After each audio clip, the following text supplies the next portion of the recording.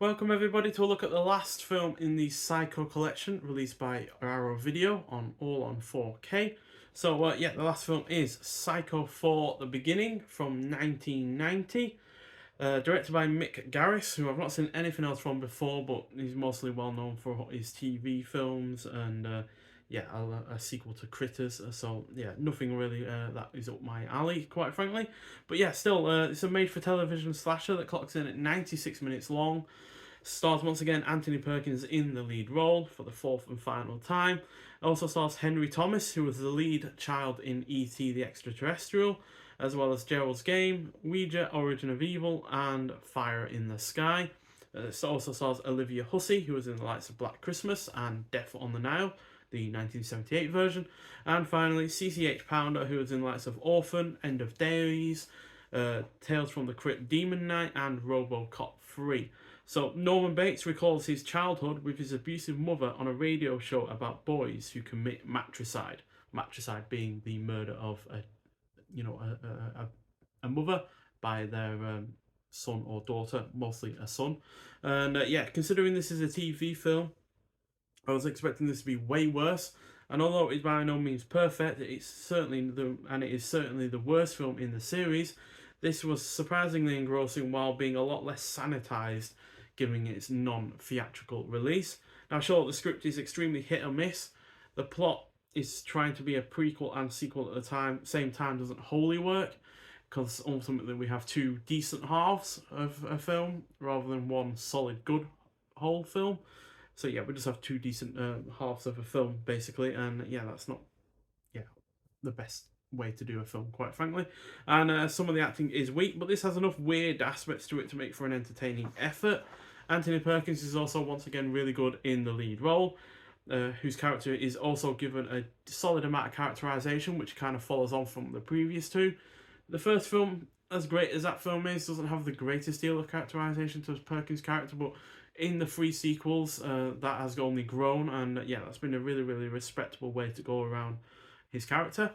Some of the supporting cast is good. It is well paced. The cinematography is on point, while also not overly looking overly televisual. It does actually look more like a film than you'd think. The production is decent, and it doesn't outstate its welcome. But still, it is ultimately my least favourite of the four films. Not by a country mile. It is, at the end of the day, only half a star less in terms of my rating over the third film. But that third film definitely is the better of the two out of this and that third film. So yeah, only going to give it 3 stars out of 5. Although I could easily argue it down to 2.5 out of 5 if I was feeling particularly mean, but I'm not, because at the end of the day, I didn't hate this film, and yeah, I ultimately did get engrossed by it generally, and yeah, Perkins and CC8 Pounder, for instance, are really rather good in their roles. So you get 2 discs with this release. The first of which is just the normal aspect ratio, and then the second one is the TV aspect ratio, because I imagine most people before this release had only ever seen it on TV upon its original airing, and upon rewatches or reshowings after that. So yeah, that's a good little addition, and both of those are on 4K. And we also get a decent sized poster as well.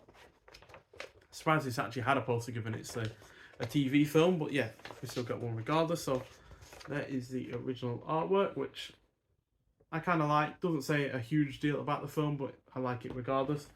And then we get the different colour scheme for this one. So it's yellow this time, over the orange and the blue and the red of the previous ones.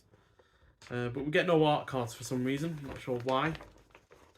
Seems a bit strange to have art cards for all of them, but this one. And yeah, in terms of on-disc extras, we have archive audio commentary with Mick Garris and actors Henry Thomas and Olivia Hussey. We have Death by Strings, a new visual essay by author and critic Guy Adams on music across the franchise. One thing this film does do is reuse a lot of the old music, particularly from the first film. It does have some of its own original score, but yeah, the entire credit sequence at the beginning is just the original music by Bernard Herrmann.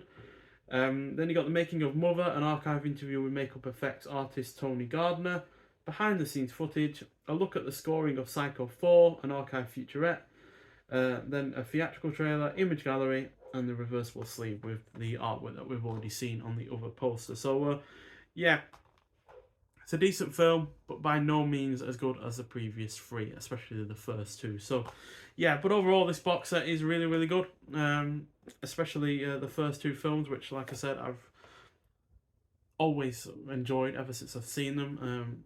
They're the two I've seen the most out of these four films. The third film and this fourth film I've only ever seen the once. So yeah, I am going to look forward to revisiting at least the first three again at some point, maybe next Halloween or something like that, just to come at them from hopefully a different angle, especially when it comes to the third film for my second watch. But still, overall, a really, really excellent box set. All of the films look great on 4K. Even the first one, which granted is an older 4K release from Universal, but it still looks really, really good. And yeah, the second and third films look excellent as well. The fourth film looks good, just not quite as good as the others, because at the end of the day it was a TV film, and even though it looks as much of a film as it does, it still has, you know, some quite low production quality in some regards, and yeah, it definitely comes across as a bit more televisual in the fact that it's got very limited sets and yeah, very limited amount of characters as well. But overall, yeah, really good box set. Really glad I got it, because yeah, it's not often you get a box set of an entire film series on 4K. Granted, there are only 4 in this one, but yeah, for an older series especially, it's really, really enjoyable to have, and especially for the first two, which are excellent films. So in terms of ranking order, it's basically in the order of the films.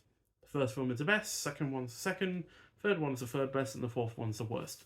So yeah, no issue with that though personally, because it just means that yeah, as much as Anthony Perkins tried, especially in the directorial role in the third film, he ultimately couldn't save a series that ultimately really only really need to be 2 films as far as I was concerned. But yeah, but nonetheless, thank you for watching. If you've seen this fourth film, I'd like to hear your thoughts on it. But nonetheless, thank you for watching, and I'll see you in the next one. Bye.